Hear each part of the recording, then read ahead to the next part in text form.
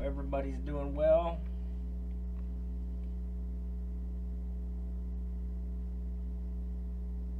We are about to start off on, I think it's Genesis 11.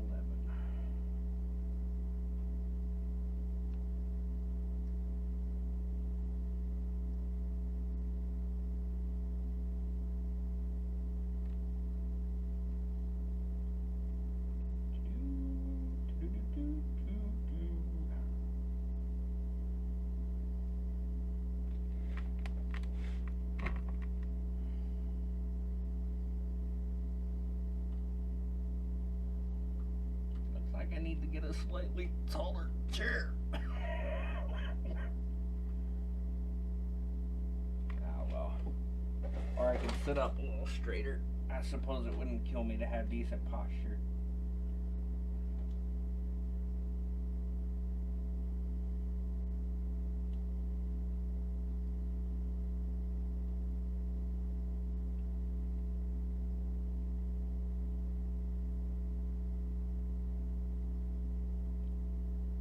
And the whole of the earth was of one language and of one speech. And it came to pass as they journeyed from the east that they found a plain in the land of Shinar, and they dwelt there. And they said one to another, Go to, let us make brick and burn them thoroughly. And they had brick for stone, and slime had they for mortar. And they said, Go to, let us build a city and a tower, whose top may reach unto heaven. And let us make us a name, lest we be scattered upon the face of the whole earth. And the Lord came down to see the city and the tower, which the children of men builded. And the Lord said, Behold, the people is one, and they have all one language. And this they begin to do, and now nothing will be restrained from them, which they have imagined to do. Go to, let us go down, and there confound their language, that they may not understand one another's speech. So the Lord scattered them abroad from thence upon the face of all the earth, and they left off to build the city. Therefore, the name of it is called Babel, because the Lord did there confound the language of all the earth. And from thence did the Lord scatter them abroad upon the face of all the earth. These are the generations of Shem. Shem was 100 years old and begat Arphaxad 2 years after the flood. And Shem lived after he begat Arphaxad 500 years and begat sons and daughters. And Arphaxad lived 35 years and begat Salah. And Arphaxad lived and he begat, after he begat Salah, 403 years and begat sons and daughters. And Salah lived 30 years and begat Eber. And Salah lived after he begat Eber 403 years and begat sons and daughters. And Eber lived 34 years and begat Peleg. And Eber lived after he begat Peleg 430 years and begat sons and daughters.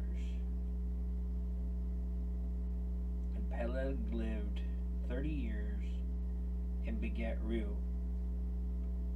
And Peleg lived after he begat Reu 209 years and begat sons and daughters. And Reu lived 230 years and begat Serug. And Reu lived after he begat Serug 207 years and begat sons and daughters. And Serug lived 30 years and begat Nahor. And Serug lived after he begat Nahor 200 years and begat sons and daughters.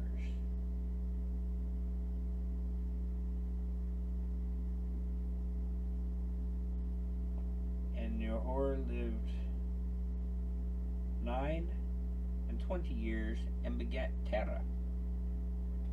And Nahor lived after he begat Terah 119 years and begat sons and daughters. And Terah lived 70 years and begat Abram, Nahor, and Haran. And these are the generations of Terah. Terah begat Abram, Nahor, and Haran begat Lot. And Haran died before his father Terah in the land of his nativity in Ur of the Chaldeans. And Abram and Nahor took them wives.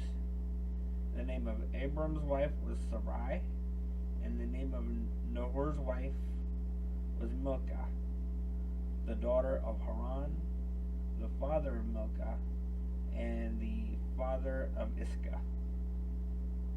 But Sarai was barren, she had no child.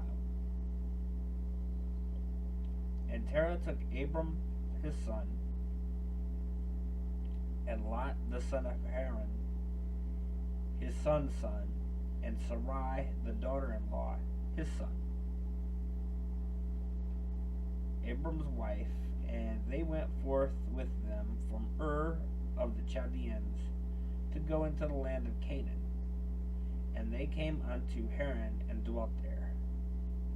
And the days of Terah were 205 years, and Terah died in Haran.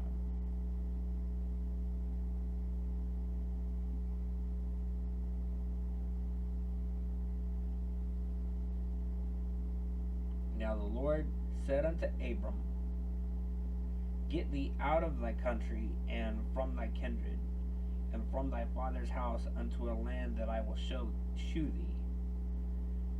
And I will make of thee a great nation, and I will bless thee, and make thy name great, and thou shalt be a blessing.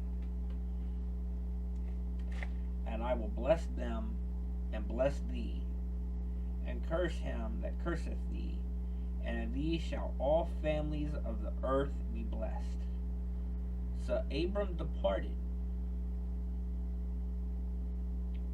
as the Lord had spoken unto him, and Lot went with them. And Abram was 75 years old when he departed out of Haran. And Abram took Sarai his wife, and Lot his brother's son, and all their substance that they had gathered, and the souls that they had gotten in Haran, and they went forth into the land of Canaan, and into the land of Canaan they came. And Abram passed through the land into the place of Shechem, unto the plain of Moreh, and the Canaanite was then in the land. And the Lord appeared unto Abram and said, Unto thy seed will I give this land. And they builded he an altar unto the Lord, who appeared unto him. And he removed from thence unto a mountain on the east of Bethel, and pitched his tent, having Bethel on the west, and Ai on the east. And there he builded an altar unto the Lord, and called upon the name of the Lord. And Abram journeyed, going on still toward the south, and there was a famine in the land. And Abram went down unto Egypt to sojourn there, for the famine was grievous in the land.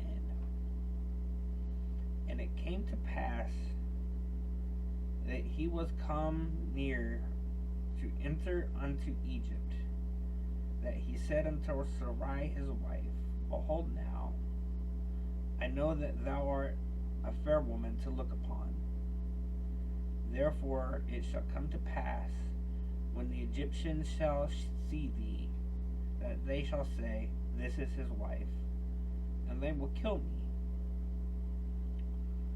But they will save thee alive.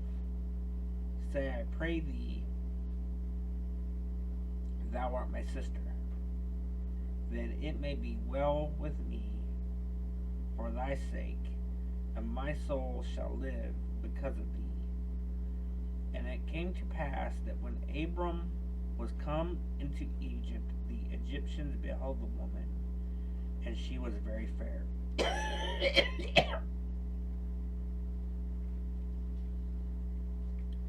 The princes also of Pharaoh saw her, and commended her before Pharaoh.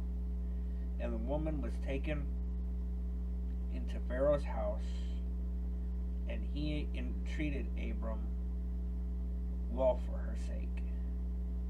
And he had sheep and oxen, and he asses and men servants and maid servants and she asses and camels.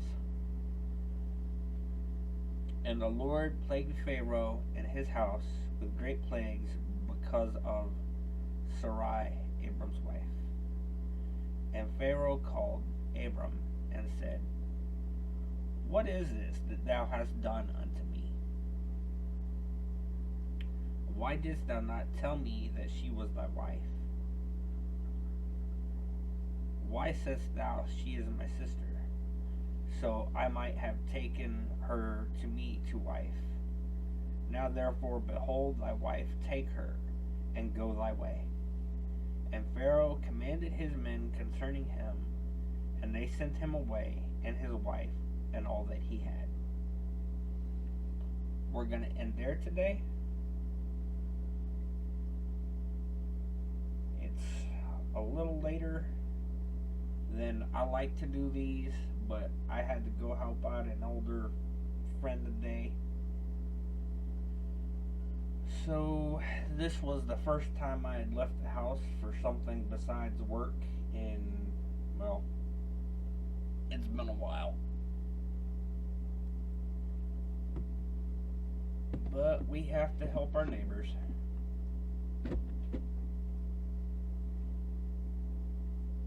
Anyway, I hope y'all have a good night, and I will see y'all tomorrow. Hopefully by then we'll have this camera situation straightened out so the bottom of my face isn't getting cut off. But, at any rate, we'll see you tomorrow. Thank you.